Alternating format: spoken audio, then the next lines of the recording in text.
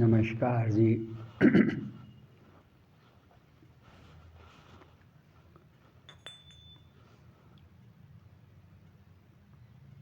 माता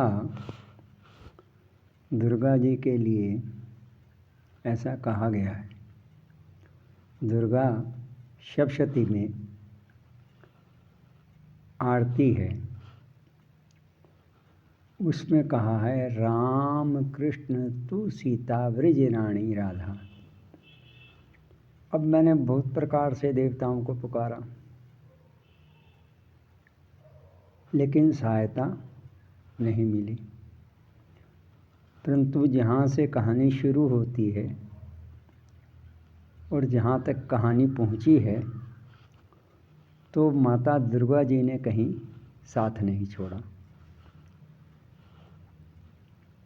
अब बड़ी सुंदर बात यह है कि भगवान कृष्ण के बारे में कहा गया है, उनको उपाधि मिली हुई है, देवता हैं, जबकि उनको जन्म देने वाली यशोदा हैं, निर्मोही। जब सुदामा जी का पूरा तेल निकल गया तब कृपा करी।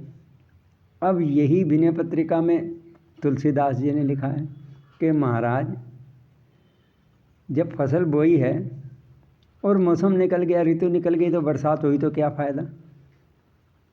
ये विनय पत्रिका में लिखा है। और राम जी जबकि सबकी अंतरात्मा हैं, अंतर्यामी थे, पिता दशरथ की भी अंतरात्मा वही है। उनके पिताजी उनके विछोह में अपना देह त्याग रहे थे, वो जटायु की सेवा पूजा में लगे थे। लेकिन माता जी का यहाँ पर सार क्या है? शिव ने बार बार कहा है कि स्त्रियां सदैव ही स्वभाव से भोली होती। वैसे कलयुग में चतुराई अनिवार्य है, बिना चतुराई के तो बहुत कठिन है कलयुग। चतुराई होनी चाहिए, अच्छी बात है। लेकिन भगवान शिव ने बार बार अपने शास्त्रों में ये कहा है, स्त्रियां स्वभाव से भोली होती हैं। और पुरुषों के बारे में तो कुछ क्या कहें, आप मेरे से अंदाज़ा लगा सकते हैं, मैं सबसे निम्न हूँ इस दुनिया का। अब ये तो कहा। और यहाँ पर जो वात्सल्य का भाव है, देवताओं में नहीं है। ये वात्सल्य जो है, जब राम जी वनवास से वापस लौटे हैं तो माता कौशल्या के स्तन में से, जबकि वो एक प्रकार से प्रौढ़ावस्था में ही थी, क्योंकि पोता पोती हो गए, लोग कुछ हो गए या होने वाले हैं, तो उनके स्तनों में से दूध बहने लगा। ये वात्सल्य का भाव है। अब भागवत भी लिख रहे हैं, रामायण भी लिख रहे हैं, भागवत भी पढ़ रहे हैं, रामायण भी पढ़ रहे हैं, लेकिन सब देवताओं को नमस्कार कर दिया। अंततः शरण राम जी की। कोई कहने लगा भाई इसमें तो तुम्हें पाप लगेगा। मैंने कहा बच्चा घर में आता है, दादा दादी, नाना नानी, फूफा फूफी, मामा मामी सबको प्रणाम करता है, लेकिन उछल करके माँ की गोद में चढ़ जाता है। तो अंत, अब ये भी एक अंतिम पड़ाव है। अंतिम पड़ाव यही है कि माता जी के सिवा कोई दूसरा आश्रय नहीं है। वही अनुसुईया हैं, वही शीतला हैं, वही शाकंभरी हैं, वही जगत जननी है। या देवी सर्वभूतेषु जगत जननी रूपेण, या देवी सर्वभूतेषु जगत जननी रूपेण संस्थिता। नमस्तस्यै नमस्तस्यै नमस्तस्यै नमो नमः। श्रीधर और ध्यानों को जिसकी ओट है भवानी, श्रीधर और ध्यानों को माँ तुम्हारी ओट है, मुझे भी सिर्फ माँ एक तुम्हारी ओट।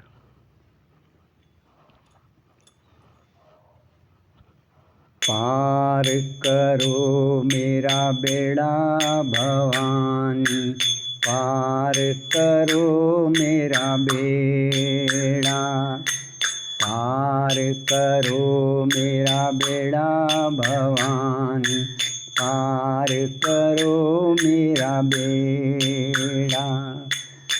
बीच भंवर में अटकी नैया, बीच भंवर में अटकी नैया, तुम बिन कोई न खेवा भवानी, पार करो मेरा बेड़ा।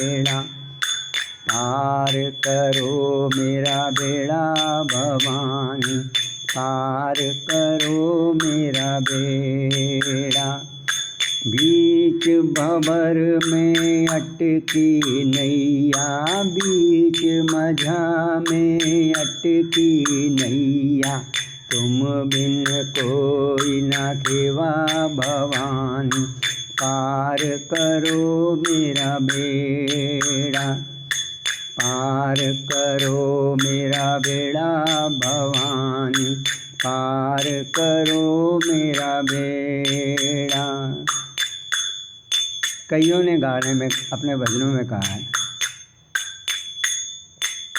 भाई आपकी दृष्टि में दीनहीन था तो ना ही रहा होता ये शरीर, परंतु किंचन मात्रा आपकी दृष्टि में कहीं ना कहीं से मुझ पर कोई ना कोई तो दया बनी। जब मैया जी मझधार तक लाई हैं तो आप पार भी करें। पार करो मेरा बेड़ा भवानी, पार करो मेरा बेड़ा।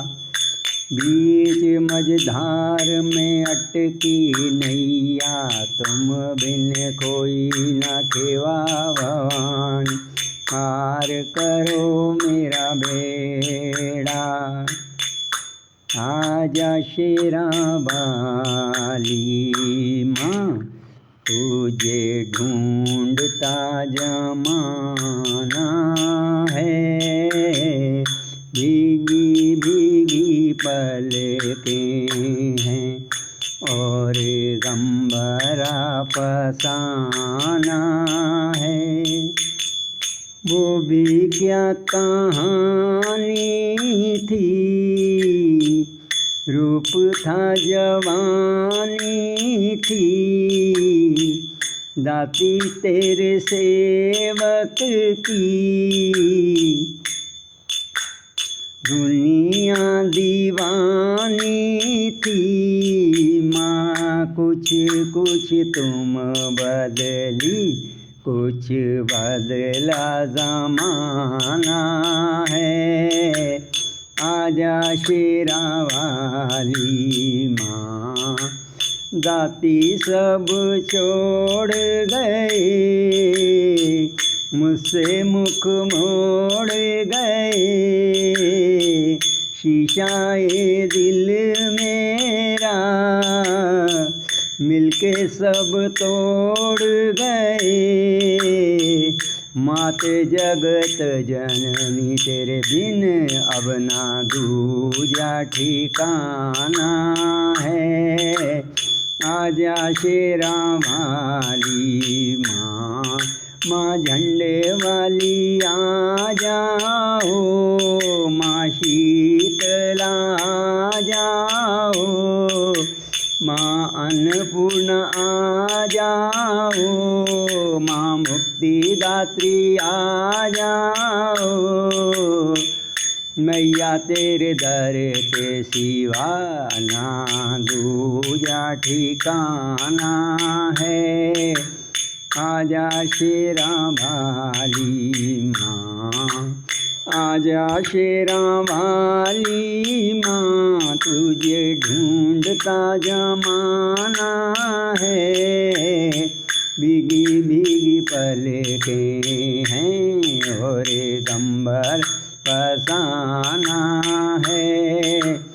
आजा शेरा वाली माँ, पार करो मेरा बेड़ा भवानी, पार करो मेरा बेड़ा। बीच मझधार में अटकी नैया, तुम बिन कोई ना खेवा। झंडे वाली माता को नमः, मनसा देवी को नमः, शीतला को नमस्कार है। राम कृष्ण तो सीता, ब्रज रानी राधा, तू ही शीतला, तू ही अनुसुईया, तू ही तुलसा माँ, तू जननी जगदम्बिका, तुझे बारंबार नमस्कार। तू ही भारत माता। जय हिंद एवरीबॉडी।